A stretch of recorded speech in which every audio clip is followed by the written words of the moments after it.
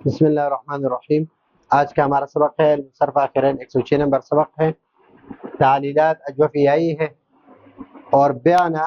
یہ صیغہ ہم پہلے بتا چکے ہیں کہ بیانہ کی 3 صیغے ہیں۔ ایک ہے امر حاضر معروف، ایک بیانہ ہے فعل ماضی معروف، اور صیغہ یہی ہے جمع مؤنث، اور ایک ہے بیانہ فعل ماضی مجہول۔ اس بیانہ کا، اور یہ بھی صیغہ جمع مؤنث ہے، اس بیانہ کا وزن جو ہے، اس بیانہ کا، اس کا اصل یہ ہے، اور اس بیانہ کا اصل ہے بیانہ، بیانہ، اور اس صیغے کا اصل وزن ہے بیانہ، بیانہ۔ اور اس تعلیلات پچھلے اسباق میں ہم پڑھ چکے ہیں۔ تو 3 الفاظ ہے، جس طرح قلنا میں 3 الفاظ تھے، وہاں پر بھی یہ 3 صیغے بنتے تھے، یہاں پر بھی یہ 3 صیغے بنتے ہیں۔ اب یہاں پر ہمارے پاس بیانہ کا صیغہ ہے،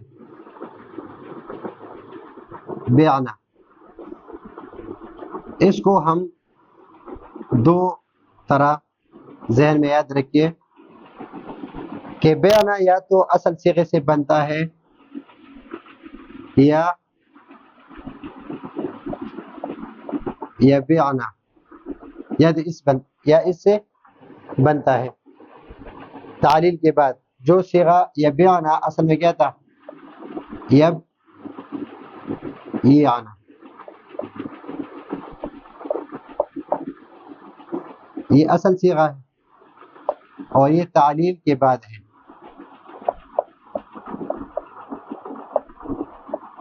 تو اگر اس اصل صیغے سے ہم امر کا صیغہ بناتے ہیں، مثلا یہ بیانہ سے، تو علامت مضارع کو ہٹا دیں گے تو بیانہ صیغہ بن جائے گا۔ آگے اس لیے نہیں کہ یہ مبنی ہے، اس میں اور کوئی تبدیل نہیں لا سکتے، اس لیے کہ یہ مبنی ہے۔ یہ جب ہم نے تعلیل یا کس سے بنا دیا؟ یا بیانہ سے بنا دیا۔ یا بیانہ سے اگر ہم نے بنانا ہے تو بیانہ آئی ہے، اس میں یہ آنا نہیں آئے گا پھر۔ لیکن ہم نے اگر اس سے بنانا ہے، فعل مضارع کے اصل صیغے سے، یہ آنا سے بنانا ہے، یہ آنا، تو یہ آنا، یہ آنا، یہاں پر جو بنا ہے اس طرح بنا ہے۔